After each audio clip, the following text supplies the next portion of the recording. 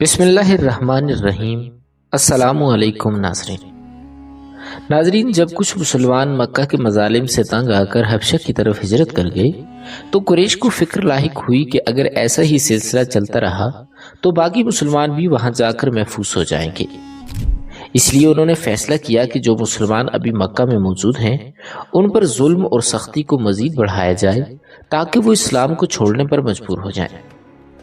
قریش نے ایک خاص مشورہ کیا جس میں یہ بات طے ہوئی کہ حبشہ کا بادشاہ ان کے ساتھ ناانصافی کر رہا ہے۔ وہ قریش کے دشمنوں یعنی مسلمانوں کو پناہ دے رہا ہے، حالانکہ ان کے آپس میں تجارتی اور سیاسی تعلقات بھی تھے۔ قریش نے سوچا کہ چونکہ یہودی اور عیسائی ایک دوسرے کے مخالف ہیں تو بہتر ہے کہ ہم یہودیوں سے مدد مانگیں۔ اس مقصد کے لیے ایک وفد تیار کیا گیا جو یہودیوں سے جا کر ملاقات کرے اور مسلمانوں کے خلاف ان کی حمایت کرے۔ اسی دوران قریش نے یہ بھی فیصلہ کیا کہ مکہ میں موجود مسلمانوں پر ظلم کو مزید سخت کیا جائے، لیکن اس سے پہلے ہی ایک ایسا واقعہ پیش آیا جس نے قریش کو حیران و پریشان کر دیا۔ وہ تھا حضرت حمزہ رضی اللہ تعالی عنہ کا قبول اسلام۔ حضرت حمزہ رضی اللہ تعالی عنہ کے اسلام لانے کے بارے میں دو روایات ملتی ہیں۔ ایک یہ کہ وہ آغاز اسلام ہی میں مسلمان ہو چکے تھے، اور دوسری یہ کہ ہجرت حبشہ کے بعد نبوت کے 6 سال آپ مسلمان ہوئے۔ قریش حضرت ابو طالب سے پہلے ہی مایوس ہو چکے تھے کیونکہ وہ رسول اللہ صلی اللہ علیہ وآلہ وسلم کی ہر ممکن حفاظت کر رہے تھے۔ ابو جہل نے کہا کہ ہم پہلے ابو طالب سے ڈرتے تھے، لیکن اب وہ وقت بھی ختم ہو گیا۔ اب ہمیں خود رسول اللہ صلی اللہ علیہ وآلہ وسلم پر براہ راست حملہ کرنا چاہیے۔ اگرچہ عام مسلمانوں کو تو قریش پہلے ہی اذیتیں دے رہے تھے، لیکن حضور صلی اللہ علیہ وآلہ وسلم کی ذات مبارکہ کو براہ راست جسمانی نقصان نہیں پہنچایا گیا تھا۔ کبھی کسی بچے نے پتھر مارا یا کسی عورت نے کوڑا پھینکا، مگر ایسا بہت کم ہوا۔ لیکن اب قریش نے فیصلہ کیا کہ حضور صلی اللہ علیہ وآلہ وسلم پر کھلم کھلا حملہ کیا جائے۔ لیکن اب سوال یہ تھا کہ یہ کام کون کرے گا؟ سب ڈر رہے تھے، لیکن ابو جہل نے کہا کہ یہ کام میں خود کروں گا۔ ایک دن حضور صلی اللہ علیہ وآلہ وسلم صفا یا مروہ کے قریب سے گزر رہے تھے کہ ابو جہل نے آپ کو دیکھ لیا۔ اس نے راستہ روک کر ایسی سخت اور توہین آمیز باتیں کہیں کہ کوئی اور ہوتا تو غصے میں آ جاتا۔ اس نے گالیاں بھی دیں، مگر حضور صلی اللہ علیہ وآلہ وسلم نے انتہائی صبر و تحمل کا مظاہرہ کرتے ہوئے خاموشی اختیار کی، جیسا کہ اللہ تعالیٰ نے آپ کو خلق عظیم سے نوازا تھا۔ یہ سارا منظر حضور صلی اللہ علیہ وآلہ وسلم کی پھوپھی حضرت صفیہ رضی اللہ تعالی عنہا نے اپنی آنکھوں سے دیکھا۔ انہوں نے نہ صرف ابو جہل کی بدزبانی دیکھی بلکہ حضور صلی اللہ علیہ وآلہ وسلم کا صبر و تحمل بھی دیکھا۔ وہ اس بات پر دل ہی دل میں تڑپ گئی کہ کسی نے نبی رحمت صلی اللہ علیہ وآلہ وسلم کی حمایت تک نہ کی۔ اسی دن حضرت حمزہ جو شکار سے واپس آئے تھے گھر پہنچے۔ حضرت صفیہ نے ان سے جذباتی انداز میں کہا کہ اے حمزہ، تم عرب کے بڑے بہادر مانے جاتے ہو، مگر تمہارے یتیم بھتیجے کی کھلے عام توہین ہو گئی ہے اور تم خاموش رہے، کیا تمہاری غیرت سو گئی ہے؟ یہ بات سنتے ہی حضرت حمزہ کا خون کھول اٹھا۔ وہ غصے سے بھڑک اٹھے اور ہاتھ میں کمان لے کر سیدھا ابو جہل کی تلاش میں نکل پڑے۔ معلوم ہوا کہ وہ مسجد الحرام میں بیٹھا ہے۔ حضرت حمزہ غصے میں وہاں پہنچے اور ابو جہل کے سر پر اس قدر زور سے کمان ماری کہ وہ کمان ٹوٹ گئی اور اس کا سر پھٹ گیا اور خون بہنے لگا۔ حضرت حمزہ نے کہا کہ ابو جہل، میرے بھتیجے کے ساتھ اگر آئندہ تم نے کوئی ایسی حرکت کی تو میں خاموش نہیں بیٹھوں گا۔ ابو جہل جو ہمیشہ مطمئن رہتا تھا کہ حمزہ ہمارے خلاف نہیں، اس بار چونک اٹھا۔ اس نے طنزیہ انداز میں کہا کہ اے ابو عمارہ، کیا تم بھی محمد کے دین پر آ گئے ہو؟ حضرت حمزہ نے پوری شان سے جواب دیا کہ ہاں، آج سے میں بھی محمد کے دین کو قبول کرتا ہوں۔ یہ الفاظ صرف غصے میں نہ تھے بلکہ سچائی کی پہچان پر مبنی تھے۔ وہ اعلان کر کے واپس چلے گئے اور سب کو واضح پیغام دے دیا کہ اب وہ حق کا ساتھ دیں گے۔ جب حضرت حمزہ رضی اللہ تعالیٰ عنہ گھر واپس آئے تو حضور صلی اللہ علیہ وآلہ وسلم کے پاس پہنچے اور کہا کہ اے میرے بھتیجے، وہی کلمہ مجھے بھی پڑھا جو تم دوسروں کو پڑھاتے ہو۔ آج سے میں بھی اللہ پر ایمان لاتا ہوں۔ گویا وہ نکلے تھے صرف خاندان کی عزت کے لیے، لیکن حق کو پہچان کر ایمان کے ساتھ واپس آئے۔ حضرت حمزہ کے اسلام قبول کرنے کے بعد قریش مکہ کو ایک بڑا دھچکا لگا۔ وہ سمجھ گئے کہ اب اسلام کی راہ روکنا کوئی آسان کام نہیں رہا، کیونکہ حمزہ جیسے بااثر اور بہادر شخص کا اسلام میں شامل ہونا ایک بڑا کارنامہ تھا۔ قریش کے بڑے بڑے سردار پریشان ہو گئے کہ اگر ایسے لوگ دائرہ اسلام میں داخل ہوتے گئے تو ہمارا سارا نظام کمزور پڑ جائے گا۔ چنانچہ انہوں نے مسلمانوں پر ظلم مزید تیز کر دیے اور بنو ہاشم کے خلاف نئی سازشیں کرنے لگے۔ ادھر عام لوگ بھی یہ منظر دیکھ رہے تھے کہ اسلام پھیل رہا ہے اور بڑی شخصیات اس دین کو اپنا رہی ہیں۔ اسی لیے کئی لوگوں نے سوچا کہ کہیں ایسا نہ ہو کہ ہم دیر کر دیں اور بعد میں ہمیں وہ مرتبہ نہ ملے جو پہلے قبول کرنے والوں کو ملا ہے۔ اسی دوران حبشہ کا بادشاہ جو ایک عیسائی حکمران تھا، اس نے مسلمانوں کو اپنی سلطنت میں پناہ دے دی۔ قریش کے لیے یہ بات سخت تکلیف دہ تھی۔ انہوں نے اسے دشمنی کا عمل سمجھا، کیونکہ عیسائی بادشاہ نے ان لوگوں کو جگہ دی تھی جنہیں وہ اپنا دشمن سمجھتے تھے۔ اب قریش نے عیسائیوں سے بدلہ لینے کا منصوبہ بنایا۔ انہوں نے سوچا چونکہ یہودیوں اور عیسائیوں کے درمیان پہلے سے دشمنی موجود ہے تو ہم یہودیوں سے دوستی کریں تاکہ وہ ہماری مسلمانوں کے خلاف مدد کریں۔ ناظرین، یہ اس دور کی بات ہے کہ جب دنیا میں دو بڑی طاقتیں تھیں۔ ایک تھا ایران، جہاں مجوسی آتش پرست یعنی پارسی حکومت کرتے تھے، اور دوسری تھی روم، جہاں عیسائی حکمران کیسر کی قیادت میں حکومت کرتے تھے۔ قریش چونکہ تاجر قوم تھے، وہ ہر ایک سے بنا کر رکھتے تھے۔ ان کی نہ ایران سے کوئی بڑی دشمنی تھی اور نہ ہی روم سے۔ لیکن جب اسلام آیا تو قریش نے محسوس کیا کہ مسلمانوں کی باتیں عیسائیوں سے زیادہ ملتی جلتی ہیں، یعنی ایک نبی، خدا اور آخرت کا تصور۔ دوسری طرف ایران کے مجوسی عقائد قریش کے عقائد سے زیادہ قریب تھے، یعنی بت پرستی، دو خداؤں کا تصور اور آگ کی عبادت۔ اسی لیے قریش نے دل سے ایران کی طرف جھکاؤ رکھنا شروع کر دیا، کیونکہ وہ اسلام سے سخت نفرت کرتے تھے۔ اسلام کی مخالفت میں اب قریش نے نہ صرف یہودیوں سے رابطہ کیا بلکہ دل سے ایرانیوں سے ہمدردی بھی بڑھا لی۔ حبشہ کی ہجرت کے اسی سال شام کے علاقے میں عیسائیوں کو بدترین شکست کا سامنا کرنا پڑا۔ ایران کے بادشاہ خسرو پرویز کا اپنا تخت چھن گیا اور وہ جلا وطنی کی زندگی گزار رہا تھا۔ کیسر روم نے اس کی مدد کی اور اسے دوبارہ تخت دلایا۔ اس مدد کے بدلے ایران اور روم کے تعلقات خوشگوار ہو گئے۔ لیکن کچھ سال بعد روم میں ایک بغاوت ہوئی۔ کیسر کے اپنے ہی سپاہی نے اس کے خلاف بغاوت کر دی۔ یہ بغاوت اتنی خطرناک تھی کہ کیسر کے 5 جوان بیٹوں کو اس کے سامنے قتل کر دیا گیا، پھر کیسر کو بھی مار دیا گیا۔ ان سب کے سر روم کے دارالحکومت قسطنطنیہ کی فسیلوں پر لٹکا دیے گئے۔ کیسر کی بیوی اور 3 بیٹیوں کو بھی قتل کر کے اس کا پورا خاندان ختم کر دیا گیا۔ جب روم کے بادشاہ کیسر کے 5 بیٹے، 3 بیٹیاں، خود بادشاہ اور اس کا سارا خاندان ایک سازش کے تحت قتل کر دیا گیا تو ایران کے بادشاہ خسرو پرویز کو بڑا سخت صدمہ ہوا، کیونکہ یہی کیسر روم وہ شخص تھا جس نے کبھی خسرو کو اس کا چھینا ہوا تخت واپس دلوایا تھا۔ خسرو نے کہا کہ کیسر میرا محسن تھا، میں اس کے قاتلوں کو ہر صورت سزا دوں گا۔ اس وقت ایران کی فوجی طاقت بڑی مضبوط تھی۔ یہ وہی آتش پرست یعنی مجوسی سلطنت تھی جو آگ کی پوجا کرتی تھی۔ خسرو پرویز نے فوراً ایک لشکر تیار کیا اور روم پر چڑھائی کر دی۔ رومی حکومت اس وقت کمزور ہو چکی تھی۔ وہاں ایک شخص نے تخت پر قبضہ کیا تھا، مگر وہ ظلم سے حکومت کر رہا تھا۔ عوام اس سے نفرت کرنے لگے تھے۔ نتیجہ یہ نکلا کہ رومی علاقے ایک ایک کر کے اس کے ہاتھ سے نکلنے لگے۔ جب رومیوں کی حالات کی سنگینی کا اندازہ ہوا تو انہوں نے افریقہ کے گورنر کو خط لکھا۔ وہ خود تو نہ آ سکا، لیکن اس نے اپنا بیٹا ہرکل بھیج دیا کہ جا کر رومی حکومت کو سنبھالو۔ ناظرین، یہاں تھوڑی ہی عرصے میں کئی حکومتیں بدل چکی تھیں۔ آدھی سلطنت ہرکل کے ہاتھ سے بھی جا چکی تھی۔ 5 سال مسلسل شکستوں کے بعد جب پیغمبر اسلام صلی اللہ علیہ وآلہ وسلم اعلان نبوت کر چکے تو ہرکل نے مجبور ہو کر خسرو کو خط لکھا کہ کسی طرح سے صلح ہو جائے۔ لیکن خسرو پرویز میں بڑا غرور تھا۔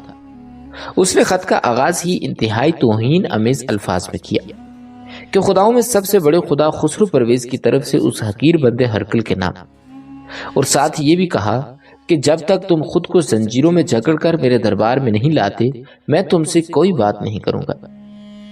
ہرکل نے خط پڑھا مگر جواب دینے کی ہمت نہ ہوئی۔ ایران کی فوجیں بیت المقدس تک پہنچ چکی تھیں اور رومیوں کے سب سے مقدس چرچ کلیسۃ القیامہ پر حملہ کر دیا۔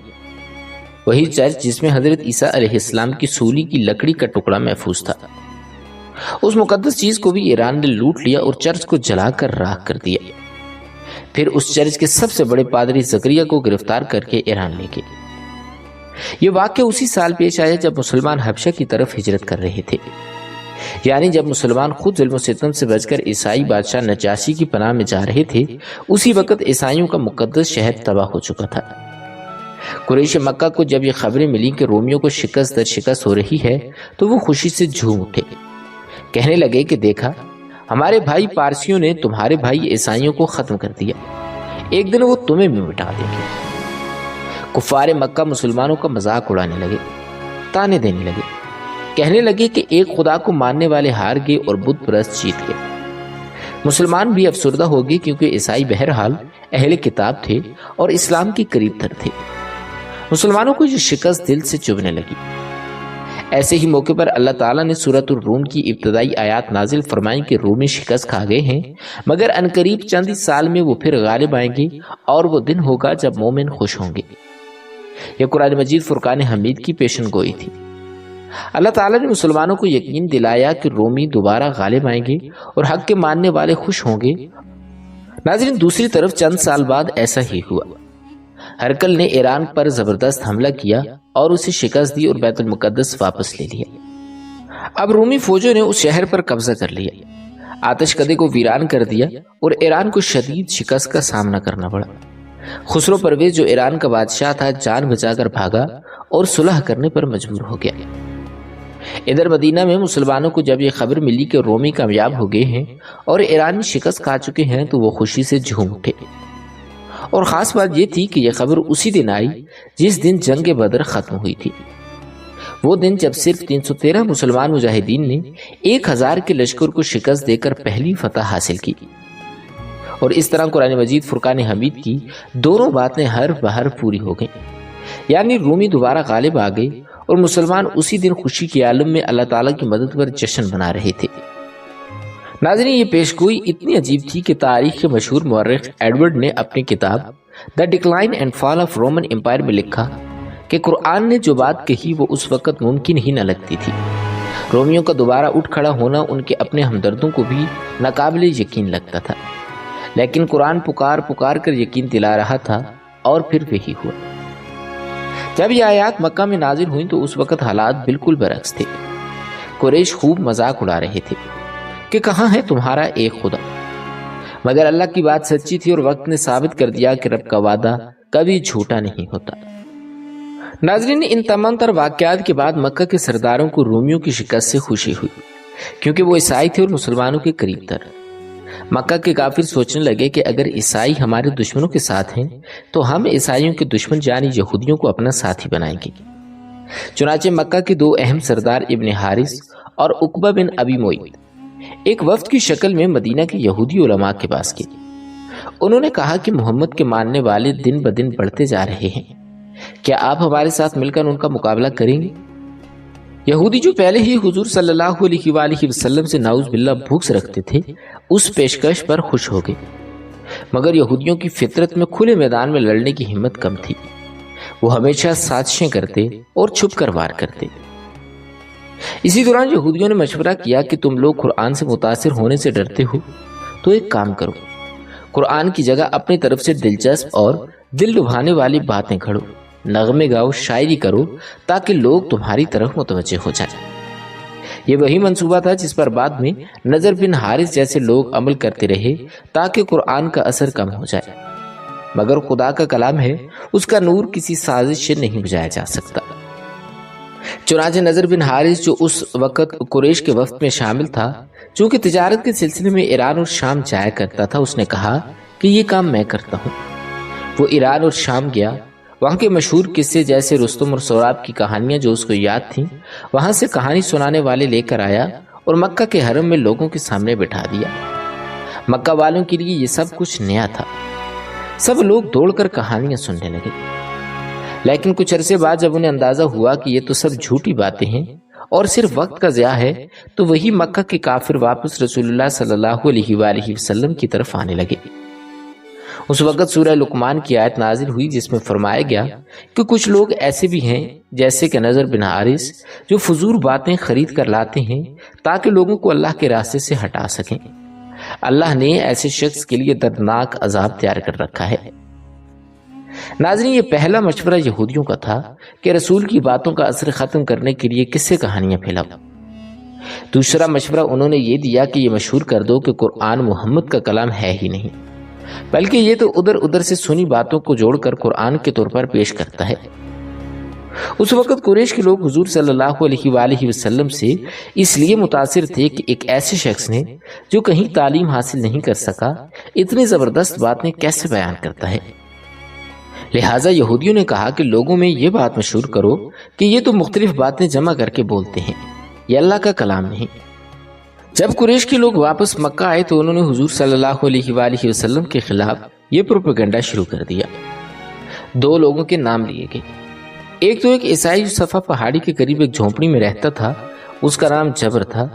نبی کریم صلی اللہ علیہ وآلہ وسلم کبھی کبھی اس کے پاس بیٹھا کرتے تھے جیسے وہ ہر دوسرے شخص سے ملتے تھے۔ قریش نے مشہور کر دیا کہ محمد خود تو کچھ جانتے نہیں، یہ عیسائی تورات اور انجیل سناتا ہے اور محمد اس کو اپنے الفاظ میں دہراتا ہے۔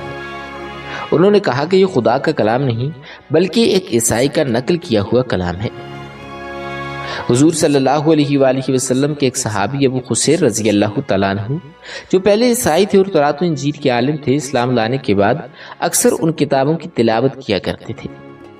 بعض علماء کے مطابق قریش نے یہی الزام ان پر لگایا کہ محمد ان سے سیکھتے ہیں اور پھر اسے قرآن بنا کر سنا دیتے ہیں۔ بہرحال یہ تمام تر باتیں یہودیوں کی چال تھی تاکہ قرآن کا اثر کم ہو جائے اور لوگ متاثر نہ ہوں۔ جب یہودیوں کو اطلاع ملی کہ ان کے دونوں منصوبے ناکام ہو چکے ہیں، نہ قصے کہانیاں چلی اور نہ الزام کامیاب ہوا، تو انہوں نے قریش سے کہا کہ اب ہم تمہیں کچھ سوالات بتاتے ہیں، وہ محمد سے جا کر پوچھنا۔ یہ سوالات اتنے خاص ہیں کہ ان کے جوابات سوائے ہمارے کسی کو معلوم نہیں۔ جب محمد ان کا جوابات نہیں دے پائیں گے تو لوگوں کو شک ہو جائے گا کہ وہ واقعی نبی نہیں، اور اس طرح قرآن کا اثر کم ہو جائے گا اور تمہیں کامیابی مل جائے گی۔ پہلے مرحلے میں یہودی علماء نے قریش کے لوگوں کو دو سوال یاد کروائے اور کہا کہ جا کر محمد صلی اللہ علیہ وآلہ وسلم سے یہ سوالات کرو۔ قریش کا وفد خوشی خوشی وہ سوالات یاد کر کے مکہ واپس آیا۔ ایک دن جب حرم لوگوں سے بھرا ہوا تھا، حضور صلی اللہ علیہ وآلہ وسلم بھی وہاں سے گزر رہے تھے، تو انہوں نے آواز دے کر آپ کو بلایا اور کہا کہ تم کہتے ہو کہ اللہ کا فرشتہ تم پر آتا ہے، تو بتاؤ ان دو سوالوں کے جوابات کیا ہیں۔ پہلا سوال یہ تھا کہ روح کیا چیز ہے، یعنی روح کیا ہے۔ دوسرا سوال یہ تھا کہ تم جو قرآن میں کہانیاں سناتے ہو، جیسے ابراہیم علیہ السلام کی نسل بنی اسرائیل، تو وہ نسل جو فلسطین میں تھی مصر کیسے پہنچی؟ کہاں فلسطین اور کہاں مصر؟ یہودیوں کو معلوم تھا کہ ان سوالوں کا جواب کسی کے پاس نہیں، کیونکہ صرف تورات میں ان کا ذکر ہے اور وہ بھی ان باتوں کو چھپا کر رکھتے تھے۔ جب ان دو سوالات کو حضور صلی اللہ علیہ وآلہ وسلم سے پوچھا گیا تو آپ نے فرمایا میں اللہ سے رجوع کروں گا اور وہی ان کا جواب دے گا۔ سب لوگ انتظار کرنے لگے کہ جواب کب آئے گا۔ پھر قرآن مجید فرقان حمید کی آیت نازل ہوئی جس میں فرمایا گیا کہ یہ لوگ تم سے روح کے بارے میں سوال کرتے ہیں، کہہ دو کہ روح میرے رب کا ایک امر ہے اور تمہیں بہت کم علم دیا گیا ہے۔ یہ پہلا جواب تھا۔ دوسرے کے جواب میں اللہ تعالیٰ نے سورہ یوسف نازل فرمائی۔ قرآن مجید فرقان حمید میں ارشاد ربانی ہے کہ اے نبی، ہم آپ کو سب سے بہترین قصہ سناتے ہیں، اور پھر پورا واقعہ بیان کیا کہ حضرت یعقوب علیہ السلام کے 12 بیٹے تھے، وہ فلسطین میں رہتے تھے۔ حضرت یوسف علیہ السلام کے بھائیوں نے انہیں کنویں میں پھینک دیا، ایک قافلہ آیا اور انہیں غلام بنا کر مصر لے گیا۔ وہاں وہ قید خانہ پہنچے، پھر اللہ تعالیٰ نے انہیں مصر کا وزیر بنایا۔ بعد میں انہوں نے اپنے والد حضرت یعقوب اور تمام بھائیوں کو مصر بلایا، اور یوں حضرت یوسف علیہ السلام کی وجہ سے پوری بنی اسرائیل کی نسل مصر میں آ گئی۔ یہ جواب اتنا مکمل تھا کہ قریش کے سردار حیران رہ گئے، اور وہ یہودی جاسوس جو ان کے ساتھ آیا تھا وہ بھی دنگ رہ گیا۔ اس نے کہا کہ اتنی تفصیل تو ہماری تورات میں بھی نہیں۔ اب یہودیوں نے مزید 3 سوالات بتائے اور کہا کہ اب یہ 3 سوال کر لینا، ان کا جواب تو کوئی دے ہی نہیں سکتا۔ اگر محمد ان سوالات کا جواب نہ دے سکیں تو سمجھ لینا کہ وہ نبی نہیں۔ پہلا سوال کہ غار والوں یعنی اصحاب کہف کا کیا واقعہ ہے؟ وہ کون لوگ تھے، کتنے تھے، اور وہ اب تک سوتے کیوں پڑے ہیں؟ دوسرا سوال، وہ کون شخص تھا جس کے پاس حضرت موسیٰ علیہ السلام کو جا کر علم حاصل کرنا پڑا؟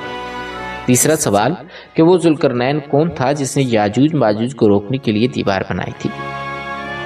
یہ سوالات بھی صرف تورات میں ملتے تھے اور یہودی سمجھتے تھے کہ اب نبی کریم صلی اللہ علیہ وآلہ وسلم ان باتوں کا جواب نہیں دے سکیں گے۔ پھر قریش نے حضور صلی اللہ علیہ وآلہ وسلم کو پیغام بھیجا کہ آئیں، آج ہم 3 اہم سوالات کرنے والے ہیں۔ جب سب سردار اور نوجوان حرم میں جمع ہو گئے تو حضور صلی اللہ علیہ وآلہ وسلم بھی بڑے اطمینان اور سکون کے ساتھ وہاں تشریف لائے۔ قریش کو یقین تھا کہ آج نبی کو لاجواب کر دیا جائے گا۔ پھر انہوں نے وہ تینوں سوالات حضور صلی اللہ علیہ وآلہ وسلم کے سامنے رکھ دیے۔ ان سوالات کے جوابات میں حضور صلی اللہ علیہ وآلہ وسلم نے سورہ کہف کی تلاوت شروع کی۔ یہ قرآن مجید فرقان حمید کی 18ویں سورت ہے، جس میں وہی 3 سوالوں کے جوابات بالکل اسی ترتیب سے دیے گئے ہیں جس ترتیب سے پوچھے گئے تھے۔ سب سے پہلے غار والوں یعنی اصحاب کہف کا واقعہ بیان کیا گیا، پھر حضرت موسیٰ علیہ السلام اور حضرت خضر علیہ السلام کی ملاقات کا ذکر آیا، اور آخر میں حضرت ذوالقرنین کا پورا واقعہ بیان کیا گیا۔ جو سوال یہودیوں نے قریش کو سکھا کر بھیجے تھے، ان سب کا ایسا مکمل جواب آیا کہ نہ صرف قریش حیران رہ گئی بلکہ یہودی بھی لاجواب ہو گئے۔ انہیں اندازہ ہو گیا کہ علم کے میدان میں وہ حضور صلی اللہ علیہ وآلہ وسلم کا مقابلہ ہرگز نہیں کر سکتے۔ جب ان سوالات سے بھی بات نہ بنی تو قریش نے اپنی سازش کا رخ بدل دیا۔ اب وہ حضور صلی اللہ علیہ وآلہ وسلم سے معجزات دکھانے کی فرمائشیں کرنے لگے۔ انہوں نے وہ معجزات مانگے جو پچھلے انبیاء کے زمانے میں ظاہر ہوئے تھے، جیسے حضرت ابراہیم علیہ السلام پر آگ ٹھنڈی ہو گئی تھی، حضرت موسیٰ علیہ السلام کی قوم پر کوہ طور معلق ہو گیا تھا، حضرت نوح علیہ السلام کے ماننے والے طوفان سے بچ گئے تھے، اور حضرت عیسیٰ علیہ السلام لوگوں کو ان کے گھروں کے راز بھی بتا دیتے تھے۔ تاریخ میں لکھا ہے کہ قریش نے حضور صلی اللہ علیہ وآلہ وسلم سے 40 سے زائد معجزے مانگے تھے، لیکن جب وہ بھی ظاہر ہو گئے تب بھی وہ ایمان نہ لے آئے۔ اسی موقع پر قرآن مجید فرقان حمید کی ایک آیت نازل ہوئی جس میں اللہ تعالیٰ نے ارشاد فرمایا کہ اے میرے محبوب، ان سے کہہ دو کہ میں دنیا میں معجزات دکھانے کے لیے نہیں آیا۔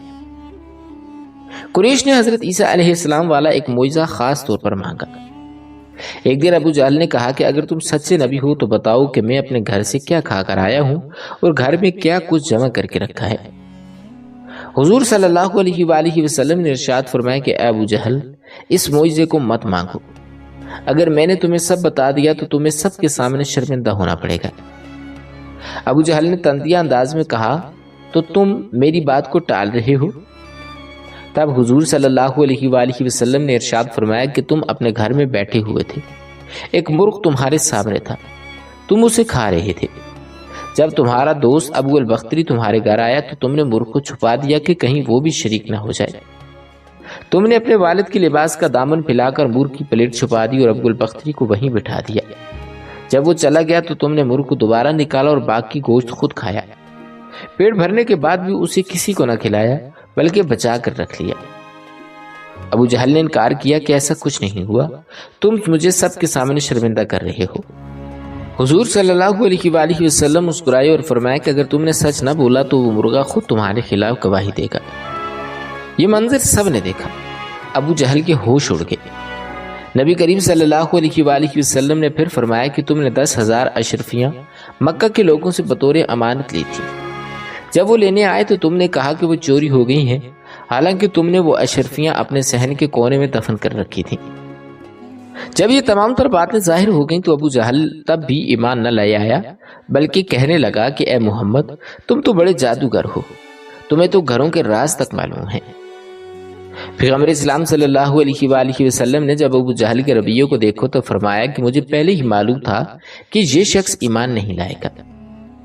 مختصر یہ کہ حضور صلی اللہ علیہ وآلہ وسلم سے علمی سوالات بھی کیے جا رہے تھے، معجزات بھی مانگے جا رہے تھے اور ساتھ ساتھ آپ کی تعلیمات کا مذاق بھی اڑایا جا رہا تھا۔ مثلا ایک دن امیہ بن حلف ایک پرانی اور بوسیدہ ہڈی لے کر نبی کریم صلی اللہ علیہ وآلہ وسلم کے پاس آتا ہے۔ اس کا مقصد کچھ پوچھنا نہیں بلکہ مذاق اڑانا تھا۔ وہ نبی کریم صلی اللہ علیہ وآلہ وسلم کے سامنے کھڑا ہو کر کہتا ہے کہ اے محمد، کیا تم کہتے ہو کہ قیامت کے دن یہ ہڈی دوبارہ زندہ ہو کر انسان بنے گی؟ اور وہ ہڈی کو اپنے ہاتھوں سے رگڑ کر پاؤڈر بنا دیتا ہے اور راکھ کر اڑا دیتا ہے اور کہتا ہے کہ بتاؤ اس کو دوبارہ کون زندہ کرے گا؟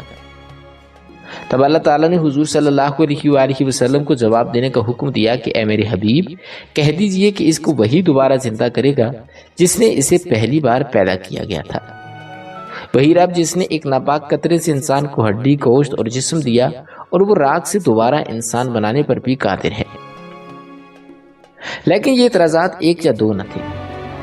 قریش مکہ کے لوگوں کو جنت و جہنم، ثواب و عذاب سب خیالی باتیں لگتی تھی۔ نبی کریم صلی اللہ علیہ وآلہ وسلم انہیں بار بار سمجھاتے کہ جس رب نے پہلی بار زندگی دی وہ دوبارہ بھی دے سکتا ہے، مگر قریش کا مذاق، اعتراض اور معجزے طلب کرنا مسلسل جاری تھا۔ اسی دوران قریش کے سرداروں نے باہم مشورہ کیا کہ اب ایک ہی راستہ بچا ہے، محمد اور اس کے خاندان کو مکمل طور پر بائیکاٹ کر دو۔ چنانچہ سب نے مل کر ایک تحریری معاہدہ کیا جسے معاہدہ قریش کہا جاتا ہے۔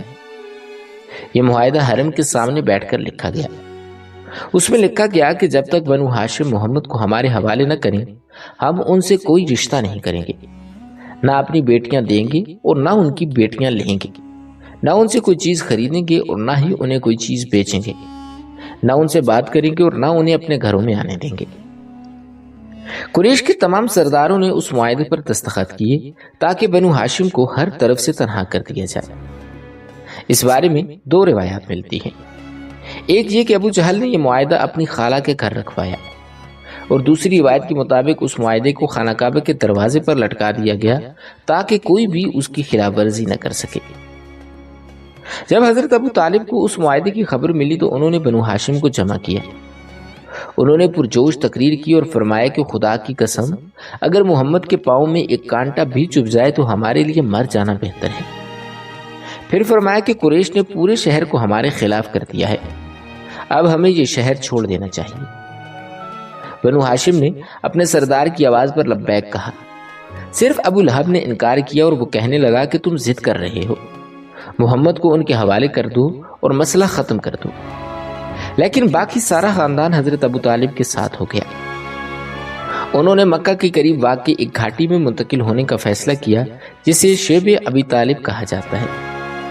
یہ جگہ کوہ ابو قبیس کے پیچھے تھی، جہاں آج مکہ کا مشہور بازار سوق اللیل واقع ہے۔ یہ مکہ کے درمیان ایک تنگ درہ تھا جہاں رہائش بہت مشکل تھی، مگر بنو ہاشم نے سب کچھ چھوڑ چھاڑ کر وہیں پناہ لے لی۔